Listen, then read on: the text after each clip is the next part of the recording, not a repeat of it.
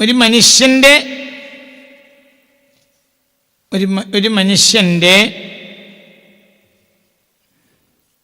ഒരിക്കൽ വാഗ്ഭട മഹർഷി വൈദ്യന്മാരോട് ചോദിച്ച ഒരു കഥയുണ്ട്. എന്താണ്? വാഗ്ഭട മഹർഷി ഒരിക്കൽ വൈദ്യന്മാരോട് ചോദിച്ചു, ആരാണ് രോഗമില്ലാത്തവൻ, ആരാണ് രോഗമുള്ളവൻ? വൈദ്യന്മാർക്ക് കൃത്യമായ ഉത്തരം പറയാൻ കഴിഞ്ഞില്ല. ആരാണ് രോഗമില്ലാത്തവൻ, ആരാണ് രോഗമുള്ളവൻ എന്നൊരു കഥയാണ്. വാഗ്ഭട മഹർഷി വൈദ്യരോട് വൈദ്യസമ്മേളനത്തോട് ചോദിച്ചു എന്ന കഥ. എന്നാൽ അവർക്കതിനുത്തരം പറയാൻ കഴിഞ്ഞില്ല. ശരണാഗതൻ മഹർഷി അതുവഴി നടന്നു പോയിരുന്നു. അദ്ദേഹം അതിന് മറുപടി പറഞ്ഞത് ഈ വാക്ക: ഹിതബുക്ക്, മിതബുക്ക്, ഋതുബുക്ക്. ഇവനാണ് രോഗമില്ലാത്തവൻ, ഇതിനെതിരായവനാണ് ആര്? രോഗമുള്ളവൻ. മനസ്സിലായില്ല? വാഗ്ഭട മഹർഷി ഒരിക്കൽ വൈദ്യന്മാർ കൂടിയിരിക്കുന്നിടത്തേക്ക് ചോദിച്ചു, ആരാണ് രോഗമുള്ളവൻ, ആരാണ് രോഗമില്ലാത്തവൻ? അവർക്ക് ഉത്തരം കണ്ടെത്താൻ കഴിഞ്ഞില്ല. അപ്പോൾ ശരണാഗതൻ അതുവഴി നടന്നു പോയപ്പോൾ അദ്ദേഹം ഉത്തരം പറഞ്ഞു, ഇത് ഈ വാക്ക: ഒന്ന് ഹിതബുക്ക്, മിതബുക്ക്, ഋതുബുക്ക്. ഇത് മുത്ത് നബി സല്ലല്ലാഹു അലൈഹി വസല്ലം പറഞ്ഞ ഹദീസുകൾ കാണാം. നമുക്ക് പറ്റിയത് ഓരോന്നിനും പറ്റിയതുണ്ട്. അതനുസരിച്ച് നമ്മൾ ഇപ്പോൾ കാരക്ക മരുഭൂമി നിവാസികൾ കഴിക്കുമ്പോൾ നമ്മൾ കഴിക്കാൻ പാടില്ല. അവർക്ക് അവരളവും നമുക്ക് നമ്മളളവുമാണ്. നമ്മൾ കഴിക്കണം മുഴുവൻ അവർ കഴിക്കാനും പാടില്ല. മനസ്സിലാവും? എല്ലായിടത്തും ഒരു ഭക്ഷണമല്ല, എല്ലായിടത്തും ഒന്നും അല്ലല്ലോ. നിങ്ങൾക്ക് പറഞ്ഞത് മനസ്സിലായോ? ചിന്തിക്ക്. ഇപ്പം നമ്മളെ നാട്ടിൽ ഈ സാധനങ്ങളെല്ലാം ഇവിടെ ഉണ്ടായത് ഇവിടെ പാർക്കുന്നവർക്ക് ഈ ബോഡി സ്ഥിതിയാണ് ആ ഔഷധങ്ങളെയും ബോഡി സ്ഥിതി. ഇപ്പം നമ്മുടെ നാട്ടിലുണ്ടാവുന്ന ഈ സാധനങ്ങളൊക്കെ ഉള്ളു. ഇപ്പം ഈ വളർന്നു വരുന്ന ഉദാഹരണം പറയാം, നമ്മളെ നാട്ടിൽ നമുക്ക് എന്ത് ചെയ്യാൻ കഴിയില്ല എന്ന് പറഞ്ഞാൽ, നമ്മുടെ നാട്ടിൽ ഇപ്പം നമുക്കൊരു ഗോതമ്പ് വിളയിക്കാൻ കഴിയൂല, നെല്ല് വിളയിക്കാൻ കഴിയും. ഇതിൻ്റെ അർത്ഥം എന്താ ഇതിൻ്റെ അർത്ഥം? ഗോതമ്പിന് പറ്റിയ ബോഡി അല്ല. ഗോതമ്പ് എപ്പോഴെങ്കിലും കഴിക്കാൻ നമുക്ക്. സ്ഥിരമായി ഗോതമ്പ് കഴിക്കേണ്ടത് നമ്മളല്ല, സ്ഥിരമായി അരി കഴിക്കേണ്ടത് അവരും അല്ല. ഇപ്പൊ ഗോതമ്പ് നാളെ പടച്ച തമ്പുരാൻ നോക്ക്, നിങ്ങൾ ചിന്തിക്ക്. അപ്പൊ നെൽച്ചെടിയിൽ അല്ലാഹു സുബ്ഹാനഹു വ തആല വെച്ച പടച്ച തമ്പുരാൻ വെച്ചത് തന്നെയാണ് നിന്റെ ബോഡിയിലും വെച്ചിട്ടുള്ളത്. നിന്റെ ബോഡിയും നെൽച്ചെടിയും യോജിക്കും. പിന്നെ നീ അരി കഴിച്ചാൽ നിനക്ക് ഷുഗർ വരുന്നില്ലേ? അതിന് കാരണമുണ്ട്. ഷുഗർ വരാതെയിരിക്കും. ഞാൻ വിശദമായി പിന്നെ പറയാം. അരി കഴിച്ചാൽ ഷുഗർ കുറക്കാം.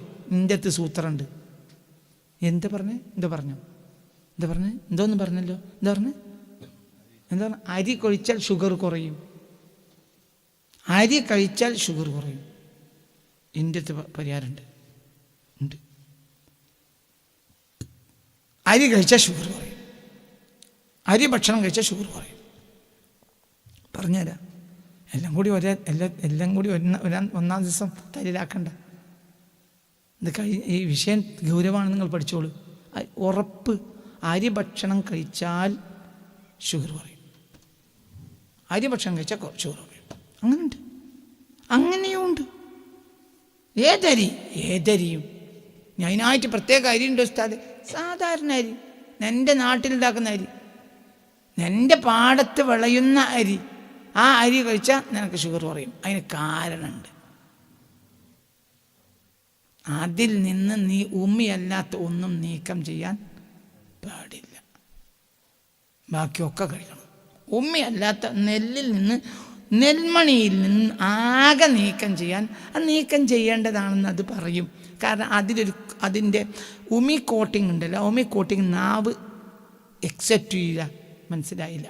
നാവിനത് എക്സെപ്റ്റ് ചെയ്യാൻ കഴിയൂല. അതാണ് എന്ത്?